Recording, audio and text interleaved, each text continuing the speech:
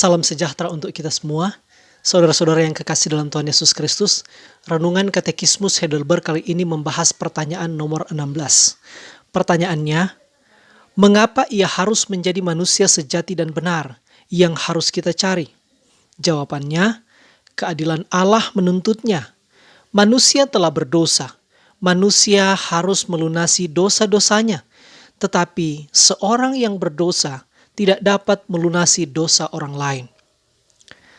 Saudara-saudara yang kekasih dalam Tuhan Yesus Kristus, Rasul Paulus menjelaskan bagian ini dalam Roma pasal 5 ayat 12 dan 15 sebagai berikut.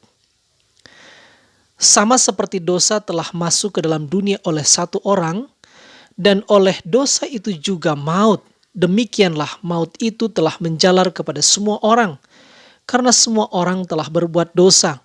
Tetapi karunia Allah tidaklah sama dengan pelanggaran Adam. Sebab jika karena pelanggaran satu orang, semua orang telah jatuh di dalam kuasa maut, jauh lebih besar lagi kasih karunia Allah dan karunia-Nya yang dilimpahkannya atas semua orang karena satu orang, yaitu Yesus Kristus. Sebagai manusia, saya telah terhisap ke dalam dosa kemanusiaan Adam. Kodrat saya sebagai manusia ialah buruk, korup, fana, dan berdosa. Maka apa yang saya hasilkan melalui semua tindakan dan perbuatan saya semata-mata adalah produk dosa. Dan setiap kesalahan harus dituntut dan dihukum menurut prinsip kebenaran dan keadilan. Di hadapan tahta pengadilan Allah, saya harus dituntut dan saya harus mempertanggungjawabkan semua perbuatan dosa saya. Tetapi sanggupkah saya? Tidak. Jika demikian, maka saya tetap berada di bawah bayang-bayang murka Allah, karena saya tidak sanggup memenuhi tuntutan keadilan Allah. Kalau demikian, saya manusia celaka. Siapakah yang akan melepaskan saya dari tuntutan keadilan Allah? Bagaimana saya bisa memenuhi tuntutan Allah? Disinilah pentingnya bagi saya untuk mendapatkan seorang manusia sejati dan benar. Manusia sejati artinya benar-benar manusia, sehingga ia dapat merasakan kesedihan dan penderitaan saya yang terdalam.